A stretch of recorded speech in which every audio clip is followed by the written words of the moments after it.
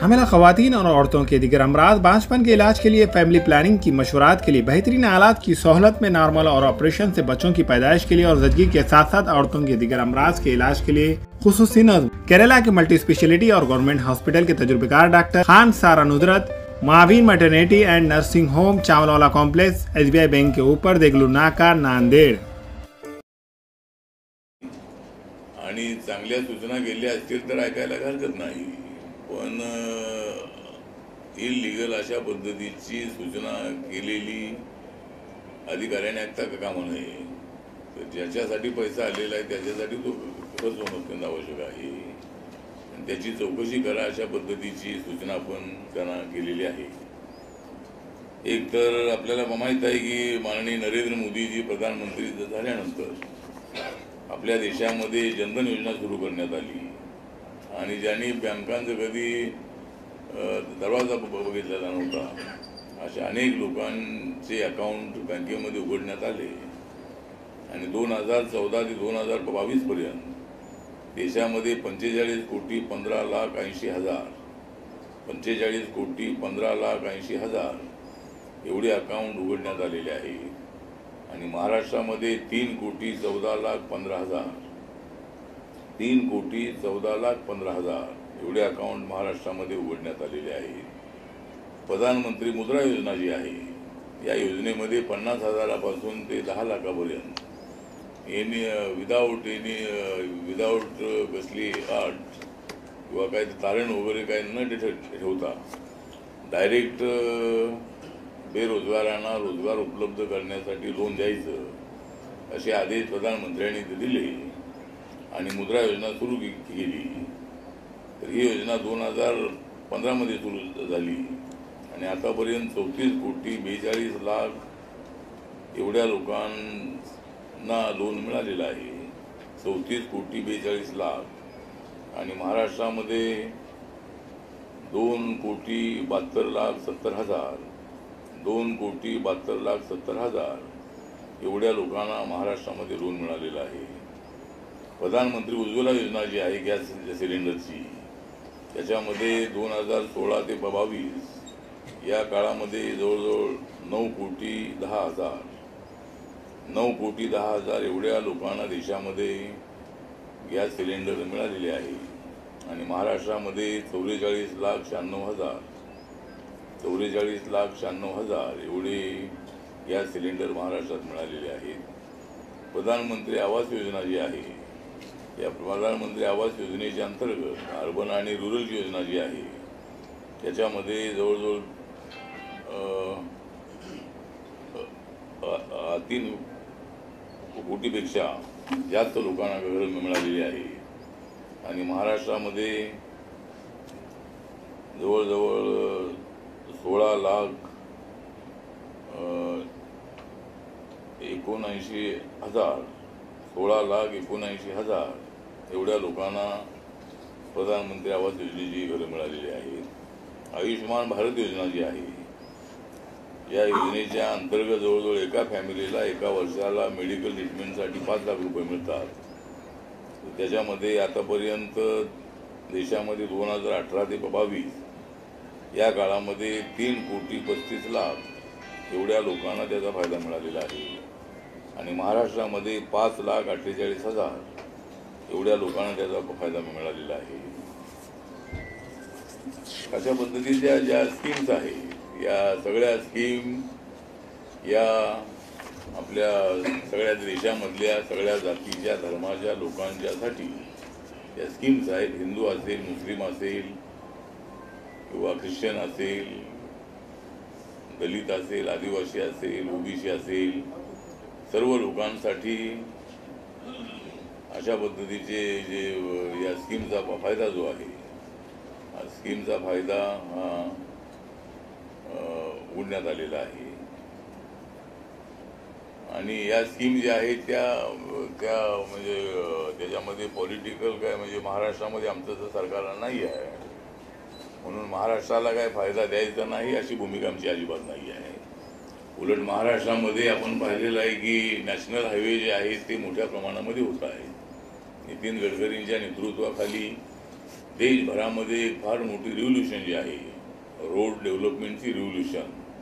अनेक वर्षामध्ये, गेल्या 70 वर्षामध्ये रोड झाले नाही, पण गेल्या 8 वर्षामध्ये मोठ्या प्रमाणामध्ये नॅशनल हायवे हे अत्यंत 4 लेन 6 लेन झालेले आहे. आणि देशाचं चित्र जे आहे ते बदलवण्याचं काम हे नरेंद्र मोदींच्या सरकारच्या माध्यमातून होत आहे. नरेंद्र मोदींचा सबका साथ, सबका विकास, सबका विश्वास, सबका प्रयास अशा पद्धतीची त्यांची भूमिका आहे. आणि नरेंद्र मोदीजी हे सगळ्या जाती धर्माच्या लोकांना घेऊन जाणारे ते आहे. आमच्या मंत्रालयाने जवळजवळ जनरल कॅटेगरीच्या लोकांना 10% आरक्षण दिलेलं आहे. पूर्वी SC ST आणि OBCना आरक्षण मिळत होतं, पण आता 10% आरक्षण जे आहे ते सवर्ण समाजाला मिळालेलं आहे. सवर्ण समाजामधल्या ज्या लोकांचं उत्पादन 8 लाखाच्या आतमध्ये आहे अशा लोकांना ते रिझर्वेशनचा फायदा देण्याच्या संबंधातला निर्णय आमच्या 4 वर्षापूर्वी आमच्या सरकारने घेतलेला आहे. आणि ब्राह्मण समाज असेल, मराठा समाज असेल किंवा सगळा समाज असेल, सगळ्या समाजाला ते आरक्षणाचा फायदा होतो. त्याच्यामध्ये हिंदू असेल, मुस्लिम असेल, ख्रिश्चन असेल, जैन असेल, त्या ज्यांचं उत्पादन 8 लाखाच्या आतमध्ये आहे अशा फॅमिलीतल्या मुलांना मेडिकल, इंजिनिअरिंग, MBA किंवा म्हणजे उच्च शिक्षणामध्ये आणि नोकऱ्यामध्ये 10% आरक्षण देण्याचा निर्णय झालेला आहे. त्यामुळे आरक्षणाच्या संबंधामध्ये जो गैरसमज असायचा, दलितांना, आदिवासींना, OBCना मिळतंय आरक्षण, आम्हाला मिळत नाही, त्यामुळं अनेक लोकांना आता ते आरक्षण मिळालेलं आहे. पण मराठा समाजाला एक स्वतंत्र आरक्षण हवं आहे अशी मागणी मराठा समाजाची आहे. आणि सर्वात अगोदर या महाराष्ट्रामध्ये मी मराठा समाजाला आरक्षण देण्याची मागणी केलेली आहे. कारण दलित आणि मराठ्यांमध्ये या मुद्द्यावर नेहमीच वाद राहिला. दलितांना आरक्षण मिळते पण आम्हाला मिळत नाही आहे. त्यामुळं अत्याचारामध्ये म्हणजे अत्याचारी त्यामुळं होत होते. तर मी मागणी अनेक वेळेला अशी केली होती की SC ST आणि OBCच्या आरक्षणाला धक्का न लावता मराठा समाजाला स्वतंत्रपणे आरक्षण द्या.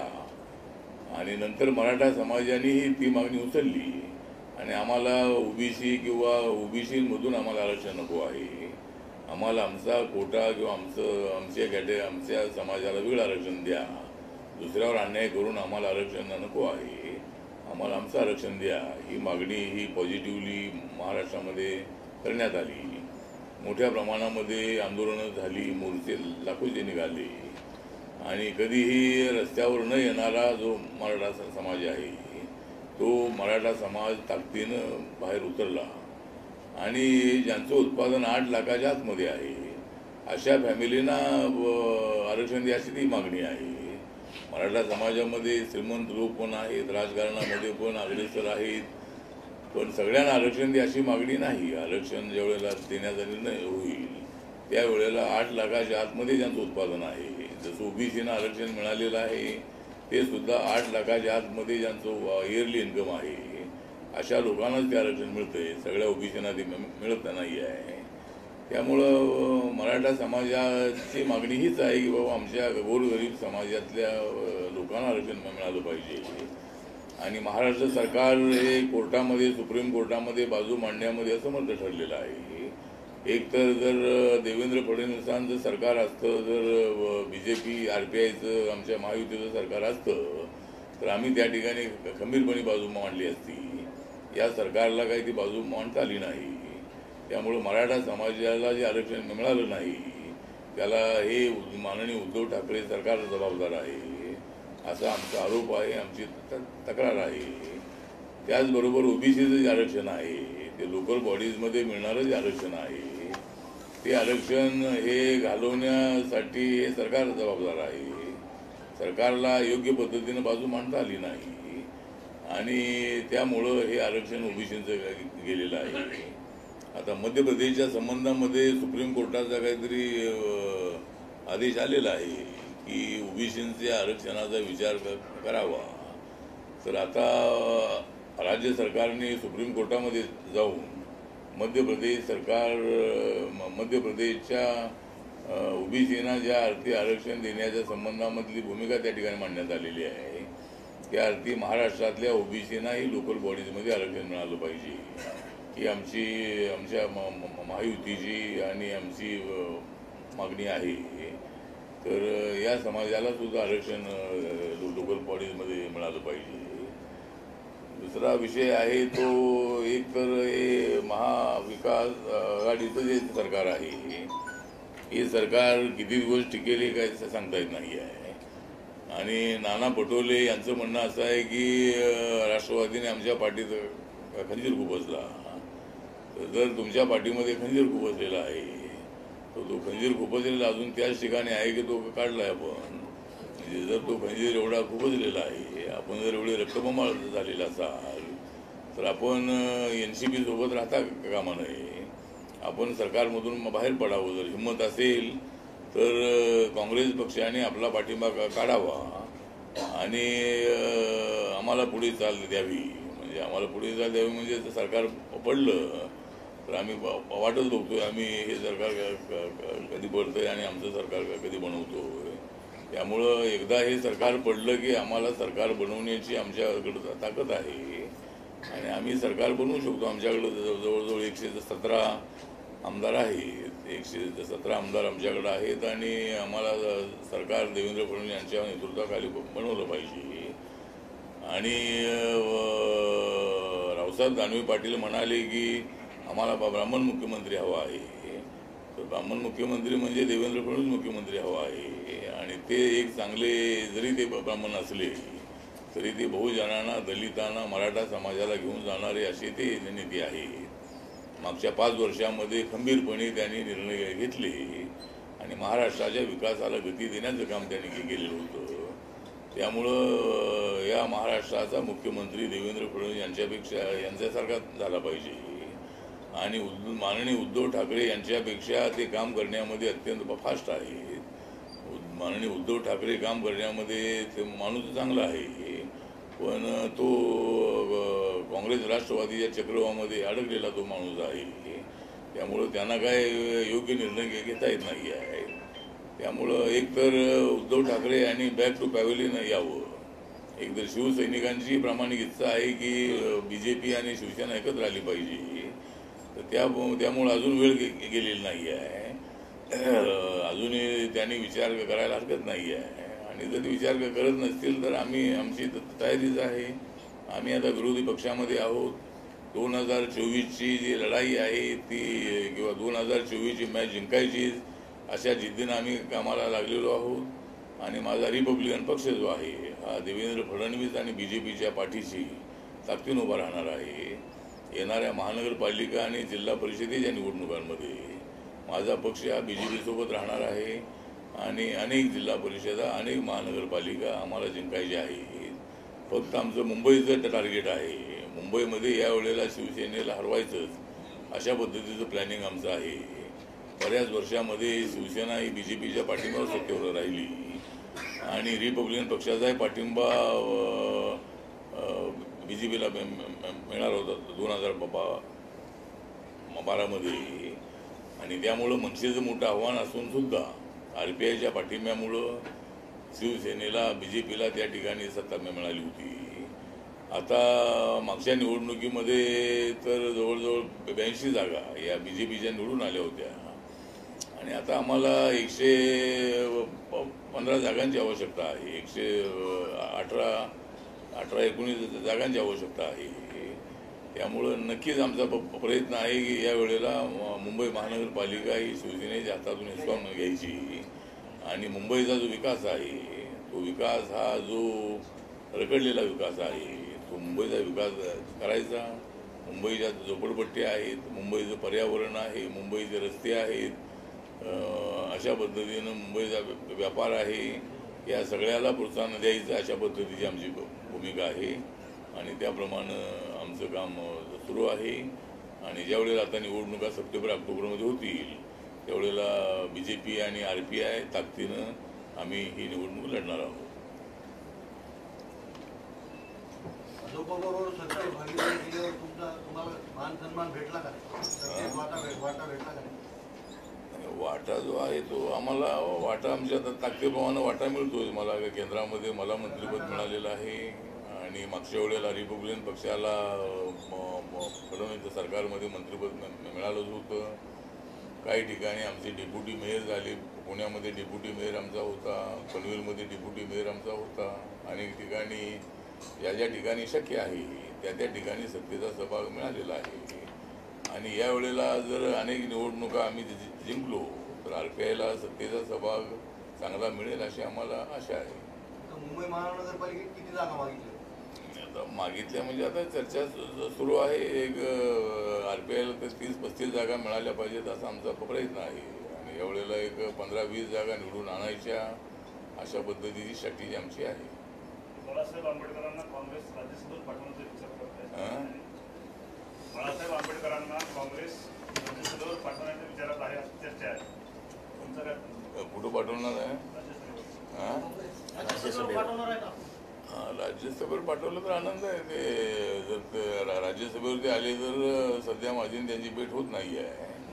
पण ते राज्यसभेवर आली तर माझी त्यांची रोज भेट होईल. माझी पाठवत असतील स्थानिक स्वराज्य निवडणूक आहे. स्थानिक स्वराज्य संस्थेच्या निवडणूक आहे, त्याच्यामध्ये आपल्या पक्षाला काय वाटा देणार आहे का? नाही, वाटा तर सांगितलं की आता पक्षाला ज्या ठिकाणी शक्य आहे त्या ठिकाणी आम्हाला काही जागा मिळतील. आम्हाला आता इथे जिल्हा परिषद आहे, प्रतापराव आहेत, आमचे आमदार आहेत. आणि ज्या ठिकाणी शक्य आहे काही जागा रिझर्व्ह आहेत, काही जागा ते जनरल आहेत. काही जागा आम्हाला मिळाल्या पाहिजेत अशी आमची मागणी आहे. ती बसून आम्ही त्याच्यातून मार्ग काढू. साहेब, राज्यात आपलं सरकार नाही, परंतु केंद्राच्या योजना राज्यात बरोबर राबवल्या जातात का? आपली काय हे काय? केंद्राच्या योजना ज्या आहेत त्या ॲटोमॅटिकली राबवण्याचं काम सुरूच आहे. जे आम्ही आता आकडेवारी दिली त्याप्रमाणे ॲटोमॅटिकली जी काही सिस्टीम आहे त्या सिस्टीममध्ये तो पैसा सगळा येतो. आणि महाराष्ट्रामध्ये आमचं सरकार नाही म्हणून आम्ही काही पैसा पाठवत नाही असं नाही आहे. उलट जास्त पैसा महाराष्ट्रामध्ये खर्च करण्याची आमची भूमिका आहे. त्यामुळं मी महाराष्ट्राचा आहे. महाराष्ट्राचे आमचे 7 मंत्री आहेत दिल्लीमध्ये. त्यामुळं आपापल्या मंत्रालयाचा पैसा आपल्या राज्यामध्ये कसा आणायचा या दृष्टिकोनातून आमचा प्रयत्न आहे. सध्याच्याला देशामध्ये अयोध्या प्रकरण, मस्जिद वाद, भोंगा हा वाद असा दरम्यान औरंगजेबाच्या कबरीवर जाऊन गुडघे टेकायला पाहिजे की चैत्यभूमीवर जाऊन माथा टेकायला पाहिजे, काय वाटतंय आपल्याला? कुणी माथा टेकला? तुम्हाला काय वाटतंय? सध्या देशातलं जे वातावरण आहे त्यानुसार औरंगजेबाच्या कबरीवर जायला पाहिजे, वातावरण आमचं मत असं आहे की वातावरण बिघडू नये. नरेंद्र मोदींचा संदेश आहे की सबका साथ, सबका विकास, सबका विश्वास. त्यामुळे वातावरण विनाकारण कुणी बिघडवण्याचा प्रयत्न करू नये. आणि भगवा रंग जो आहे हा शांतीचं प्रतीक आहे. गौतम बुद्धांच्या शिवराचा रंग हा भगवा होता. तो रंग हा शांतीच्या दिशेने जाणारा तो रंग आहे. त्यामुळं माननीय राज ठाकरे यांनी जर आता भगवा रंग परिधान केलेला आहे तर त्यांनी शांततेनं विचार करावा आणि कुठं वाद होईल अशा पद्धतीची भूमिका मांडू नये. भोंग्याच्या संबंधामध्ये ठीक आहे, अनेक ठिकाणी भोंगे बंद आहेत, अनेक ठिकाणी आवाज कमी करण्यात आलेला आहे. त्यामुळं आपण एकमेकाला सांभाळणं अत्यंत आवश्यक आहे. तर जसे भोंगेचा त्रास होतोय अशा पद्धतीची तक्रार राज ठाकरे यांची आहे. पण अनेक ठिकाणी मुस्लिमांनी आपल्या भोंग्यांची आवाज कमी केलेली आहे. आणि आम्ही अनेक वेळेला आमची बाबासाहेबांची जयंती आम्ही 2 महिने साजरी करतो. रोज त्या ठिकाणी गाण्याचे कार्यक्रम असतात, नवरात्र उत्सव असतो, गणेश उत्सव असतो, शिवजयंती असते. अशा वेळेला अनेक दिवस कार्यक्रम चाललेले असतात. त्यावेळेला आमचा आता लाऊडस्पीकर चाललेला असतो. त्यामुळे मला असं वाटतं की आपण एकमेकाला समजून घेतलं पाहिजे आणि वाद होईल अशा पद्धतीची भूमिका कोणी मांडू नये. देशात शांतता राहिली तर देशाचा विकास होणार आहे. असे वादग्रस्त विधान करू नयेत असं आपलं मत आहे. राज ठाकरे यांची जी काही हिंदू जननायक नावाची उपाधी देण्यात आलेली आहे त्या हिंदुत्वाच्या भूमिकेविषयी तुम्हाला काय वाटतं? काय उपाधी दिली? हिंदू जननायक अशी उपाधी दिलेली आहे, त्याच्याविषयी तुम्हाला काय वाटतं? नाही, हिंदू जननायक हे काही एकटे नाही आहेत. हिंदू जननायक अनेक आहे. म्हणजे देशामध्ये हिंदू धर्माला मानणारे, हिंदू धर्माला मजबूत करण्यासाठी प्रयत्न करणारे अनेक जननायक आहेत. त्यामुळं त्याने काय उपाधी दिली असेल ठीक आहे, त्यांना ती उपाधी दिली असेल. पण ते एकटेच हिंदू जननायक नाहीत. आपल्या कुटामधून सर अनेक जण आमदार झाले, हा? आपल्या जिल्ह्यामध्ये आमदार झालेत आपल्या कुटातून, पण दलित चळवळ करणारे सामान्य कार्यकर्त्याला कधी तिकीट भेटणार आणि त्यांना आमदार कधी करणार? आता आमदार त्यांना कधी करणार, तिकीट मिळाल्यावर आमदार करणार त्यांना. आपल्या कुटातून दुसरे आमदार होत आहेत सर, दलित चळवळ करणारे सोनवणे साहेबांसारखे, यांना कधी आमदार करणार? आमदार करू. आता आमदार ज्या वेळेला संधी होती त्यावेळेला मी 7 लोकांना आमदार केलेलं आहे, 3-4 लोकांना मंत्री केलेलं आहे. त्यामुळं आता आमच्या कार्यकर्त्यांनी ज्या अर्थी म्हणजे निवडून येण्याची जी काय स्ट्रॅटेजी आहे, निवडून येण्यासाठी लागणारं जे काम आहे तशा पद्धतीचं काम करणं अत्यंत आवश्यक आहे. आणि माझा पक्ष हा चळवळीतून आलेला पक्ष आहे. पॅंथरच्या चळवळीपासून आम्ही अनेक आंदोलनं केलेली आहे. त्यामुळं आम्हाला आंदोलन करण्याची सवय आहे, आम्हाला निवडून येण्याची सवय नाही आहे. त्यामुळं आम्ही थोडंसं पवित्रा बदलला पाहिजे. आणि विजय सोनवणे असतील किंवा आणि कोणी असतील त्यांनी काय मतदारसंघ निवडले पाहिजेत आणि त्या ठिकाणी काम सुरू केलं पाहिजे, जेणेकरून इतरांची मतं त्यांना मिळतील. कारण दलितांच्या मतावरती कोणी निवडून येत नाही आहे. माननीय बाळासाहेब आंबेडकरांनी आता वंचित बहुजन आघाडीचा प्रयोग केला आणि एकही माणूस निवडून आला नाही. मतं खाण्याचं राजकारण ते केलं, पण बाबासाहेबांना फक्त मतं खाण्याच्या राजकारणातून काही सत्ता मिळणार नाही अशी त्यांची भूमिका होती. त्यामुळं फक्त मतं खाण्याच्या राजकारणामुळं काही समाजाचा फायदा होत नाही आहे. त्यामुळे आता माझा प्रयत्न असा आहे की माझा पक्ष जो आहे हा एक चळवळीतून आलेला पक्ष आहे, पण या पक्षाला एक पॉलिटिकल अँगल जो आहे तो थोडासा आमचा कमी आहे. तो वाढवण्यासाठी कार्यकर्त्यांनी प्रयत्न केला पाहिजे. आता जिल्हा परिषद आहे, पंचायत समिती आहे, नगरपालिका आहे, महानगरपालिका आहे, त्या ठिकाणी त्यांनी काम केलं पाहिजे. आणि नगरपालिकेमध्ये, महापालिकेमध्ये, ग्रामपंचायतमध्ये, जिल्हा परिषद, पंचायत समितीमध्ये आमचे लोक निवडून येऊ शकतात.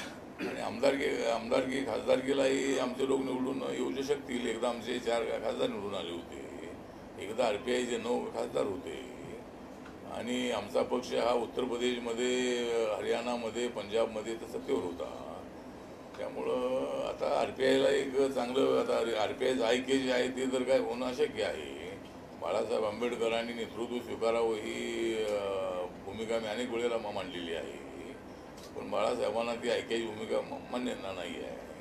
त्यामुळे आता माझा प्रयत्न असा आहे की नेत्यांचं ऐक्य करण्यामध्ये वेळ घालवण्यापेक्षा जनतेचं ऐक्य करायचं, जनतेला एकत्र आणायचं.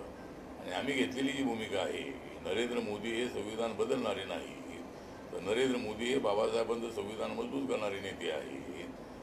नरेंद्र मोदींचं सरकार हे दलितांच्या विरोधामध्ये तर नाही.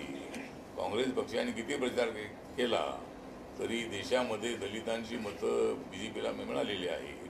उत्तर प्रदेशमध्ये मायावतीचा एकच आमदार निवडून आलेला आहे. जी मायावती 207 आमदार निवडून आणत होत्या, त्या मायावतींना त्या ठिकाणी मोठा धक्का बसलेला आहे.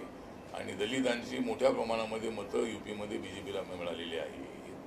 त्यामुळं एकतर BJP जी आहे ती पूर्वीची BJP राहिलेली नाही आहे. प्रतापरावांसारखे लोक BJPमध्ये आहे. राजेश पवार हे RPIचे पण आहेत आणि BJPचे पण आहेत. त्यामुळं म्हणजे असे अनेक लोक जे आहेत ते सगळे या पक्षामध्ये आलेले आहेत. त्यामुळं BJP आता पूर्वीचा पक्ष राहिलेला नाही आहे. तो दलित, बहुजन, अल्पसंख्याक आणि सवर्ण समाजाचा हा पक्ष आहे. त्यामुळं मला असं वाटतं की असा आमचा प्रयत्न आहे भविष्यकाळामध्ये. शरद पवारांनी बरेच वेळेस, आणि शरद पवार आणि त्यांच्या पक्षातील जे काही नेते आहेत, आमदार आहेत, त्यांनी ब्राह्मण विरोधी भाष्य केलेलं आहे.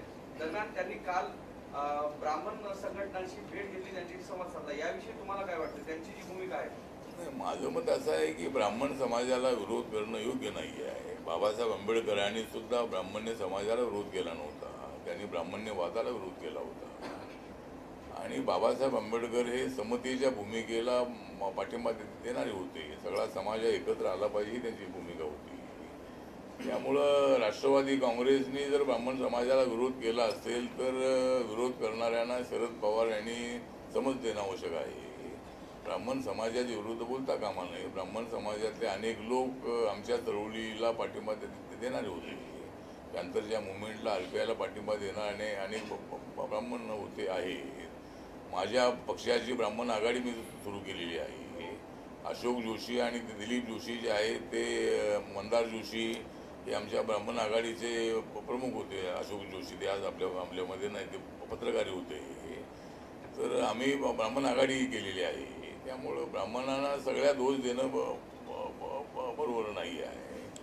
पण चातुर्वर्ण्याला विरोध करणं ही मात्र भूमिका आपली असली पाहिजे. आणि जाती व्यवस्था ही आर्टिकल 7 प्रमाणे आपण संपुष्टात आणलेली आहे संविधानामध्ये. त्यामुळं जाती व्यवस्थेला आता महत्त्व नाही. समाजामध्ये मोठा बदल होतो आहे. आणि मी इथं दलित आहे, माझ्या बाजूला 2 बहुजन समाजाचे मराठा समाजाचे नेते आहेत. आमच्यामध्ये काय असा तर दुजाभाव अजिबात नाही आहे. त्यामुळे समाजामध्ये मोठा बदल होतो आहे. काहीच बदल होत नाही असं तर नाही आहे. दलितांवर अत्याचार होतात, जे अत्याचार करतील त्यांना शिक्षा झाली पाहिजे. पण जे अत्याचार करत नाही त्यांनाही तो दोष देणं हे अत्यंत अयोग्य आहे. त्यामुळं मराठा समाजाचे अनेक लोक मला पाठिंबा देणारे आहेत. आणि मी माझ्या पक्षाची एक मराठा आघाडी सुरू केलेली आहे. मराठा समाजाच्याही तरुणांना माझ्या पक्षामध्ये आणण्याचा माझा प्रयत्न आहे. अशा पद्धतीनं भविष्यामध्ये एक RPI व्यापक पक्ष म्हणून उभा राहू शकतो. तर ब्राह्मणांना दोष देऊ नये असं माझं मत आहे. नांदेड महापालिकेने दलित वस्तीच्या कामाची चौकशी होणार आहे का? कारण साहेबांनी तक्रार केली, अनेकांची तक्रार आहे. काय होणार? दलित वस्तीच्या कामाची नांदेडच्या महानगरपालिकेने चौकशी करण्याच्या सूचना आपण आपल्या कलेक्टरना दिलेल्या आहेत. आणि अशा पद्धतीची काही कुठं कामं तर झाली असती. जिल्हा परिषदेमध्ये झालंय का महापालिकेत काय सांगा. त्या कामामध्ये कलेक्टर सुद्धा म्हणजे सगळं ऑफिस तक्रार चौकशी करणार नाही. जिल्हा परिषदेमध्ये पण झालेलं आहे, महापालिकेत पण झालेलं आहे. त्याच्या संदर्भामध्ये माननीय आठवले साहेबांच्या समोर मी बोललो आणि माननीय मंत्री महोदयांनी जिल्हाधिकाऱ्यांना तशा सूचना दिल्या. सर, मागासवर्गीयांच्या शिष्यवृत्तीत वाढ का होत नाही? काय मागासवर्गीयांच्या शिष्यवृत्तीत वाढ का होत नाही सर? मागासवर्गीयांच्या शिष्यवृत्तीमध्ये वाढ का वाढतो? हां, ती शिष्यवृत्तीमध्ये वाढ करण्याचं चाललेलं आहे. तर पूर्वी ही स्कीम अशी होती की 90% पैसे हे राज्याचे असायचे आणि 10% पैसे फक्त केंद्राचे असायचे. पण आता माननीय नरेंद्र मोदींचं सरकार आल्यानंतर, माझ्यावर सामाजिक न्याय खात्याची जबाबदारी आल्यानंतर मी प्रयत्न करून 60% रक्कम जी आहे 60% ही रक्कम केंद्राची आणि 40% रक्कम राज्याची असा निर्णय आम्ही घेतलेला आहे. पण स्कॉलरशिपमध्ये वाढ करण्याच्या संबंधामध्ये विषय पेंडिंग आहे. आमचा प्रयत्न सुरू आहे आणि स्कॉलरशिपमध्ये वाढ होणं अत्यंत आवश्यक आहे असं माझंही मत आहे. त्यासाठी त्या खात्याचा राज्यमंत्री म्हणून माझा प्रयत्न सुरू आहे आणि लवकरच या संबंधामध्ये निर्णय होऊ शकतो. ज्या काही अत्याचारित महिलांचे जे प्रकरण आहेत त्यांच्या संदर्भात सामाजिक न्याय विभागातून मिळणारा जो निधी आहे, ॲट्रॉसिटी ऍक्ट अंतर्गत ज्यांच्यावर अत्याचार झाला त्यांना जो मिळणारा निधी आहे, हे प्रस्ताव दाखल आहेत गेल्या 2 वर्षापासून. मात्र त्यांचा सुद्धा निधी उपलब्ध होत नाही. दरम्यान अनेक शिष्यवृत्ती योजना बंद पडलेल्या आहेत. त्या दृष्टिकोनातून आपल्याकडून कोणती आता एक तर ज्यांना ॲट्रॉसिटी ची जी केस आहे त्या केसमध्ये अनेक कॅटेगरीमध्ये त्यांना रक्कम देण्याच्या संबंधातील तरतूद आहे. एखादा मर्डर झाला असेल तर त्या मर्डर झालेल्या फॅमिलीला 8,25,000 रुपये देण्याच्या संबंधातली स्कीम आहे. तर अशा पद्धतीचा निधी जो आहे तो आमच्याकडून आम्ही पाठवतो आणि तो निधी हा त्यांना ताबडतोब मिळाला पाहिजे. आता पेंडिंग असेल तर आपण अधिकाऱ्यांना आदेश देऊ, पण हा निधी त्यांना त्वरित मिळाला पाहिजे. अशाच पद्धतीचे भारत सरकारचे आदेश आहे आणि तो पैसा आम्ही ताबडतोब प्रत्येक स्टेटला पाठवतो आणि स्टेटकडून त्याचं वाटप होत असतं. ओबीसी आरक्षणाच्या बाबतीत इम्पेरियल डाटा केंद्र सरकार देत नाही असा आघाडी सरकार आरोप करते. डाटा देत नाही म्हणजे आता तो अधिकृत असा डाटा नाही. तर कालेलकर आयोगाच्या माध्यमातून ओबीसीची लोकसंख्या किती आहे तर ती 52% असावी, 50% असावी अशा पद्धतीचे ते रिपोर्ट पूर्वीचे आहेत. पण ओबीसीची मागणी आहे की जनगणना जी आहे ती ओबीसीची जनगणना करावी. पण मी RPIचा अध्यक्ष म्हणून, राज्यसभेचा मेंबर म्हणून, लोकसभेचा मेंबर पूर्वीचा म्हणून मी संसदेमध्ये अनेक वेळेला मागणी केलेली आहे की सेन्सस जो आहे तो जातीच्या आधारावर व्हायला हरकत नाही आहे. प्रत्येक जातीचा, सवर्ण असतील किंवा ओबीसी असतील, तर सगळ्यांचा जर सर्वे जनगणना जातीच्या आधारावर झाली तर प्रत्येक जातीची पर्सेंटेज किती आहे ते कळेल. जसं 2011 मध्ये शेड्यूल कास्टचं पर्सेंटेज 16.6% आहे आणि ट्रायबलचं पॉप्युलेशन 8.4% आहे. तशी आकडेवारी जी आहे ती अधिकृतपणे आपल्याला मिळेल. पण सरकारची अडचण अशी आहे की घटनेनं आर्टिकल 7 प्रमाणे जाती व्यवस्था नाकारलेली आहे आणि त्यामुळं जातीच्या आधारावर सर्वे करायचा का कसा, अशा पद्धतीचा एक प्रश्न सरकारच्या समोर आहे. आणि पूर्वीच्या सरकारांनी सुद्धा हा निर्णय घेतला नाही. पण या सरकारने निर्णय घ्यावा अशी माझी भूमिका आहे. त्यासाठी आमचा प्रयत्न आहे. नांदेडमध्ये वेश्या व्यवसाय करणाऱ्या महिलांसाठी जवळपास 3 कोटीचा निधी आलेला होता. त्या निधीस भ्रष्टाचार झाल्याचं कळते, कारण त्या महिलांना तो निधी मिळाला पाहिजे, इतर ठिकाणी तो मिळाला गेलाय. दरम्यान याच्यावर चौकशी भरती मात्र आतापर्यंत काहीच झालेलं नाही. जवळपास 2,83,00,000 रुपयाचा निधी आलेला होता. कोरोना काळात त्यांची उपासमार होऊ नये यासाठी. आता जो निधी ज्याच्यासाठी आलेला आहे त्याच्यासाठी तो खर्च होणं अत्यंत आवश्यक आहे आणि तो खर्च झाला नसेल तर तो अधिकाऱ्यांनी खर्च करावा, अशा पद्धतीच्या सूचना आजच्या बैठकीत आपण दिलेल्या आहेत. तर आपण सगळे आजच्या या पत्रकार परिषदेला आला त्याबद्दल आपल्या सगळ्यांचा हार्दिक आभार व्यक्त करतो आणि बातमी आपण चांगल्या छापाल अशी अपेक्षा व्यक्त करतो. नमस्कार, प्रणाम. हमारे यहाँ फर्नीचर, पलंग, सिंगारदान, सोफा सेट, अलमारी, डाइनिंग टेबल, कंप्यूटर टेबल और दीगर कंपनियों के फर्नीचर दस्तियाब है. प्रोप्राइटर मौलाना मोहम्मद शबीर अहमद साहब, deluxe furniture mall and home appliances, fruit market के सामने, माल्टीगिरी रोड, कामठा, नांदेड़. अस्सलाम वालेकुम, मैं अखिल मिर्जा. हमें उम्मीद है कि आपको हमारा चैनल अच्छा लगता होगा. लेटेस्ट न्यूज अपडेट के लिए देखते रहे नांदेड़ उर्दू न्यूज और न्यूज के पसंद आने पर लाइक, शेयर और सब्सक्राइब करना ना भूलें.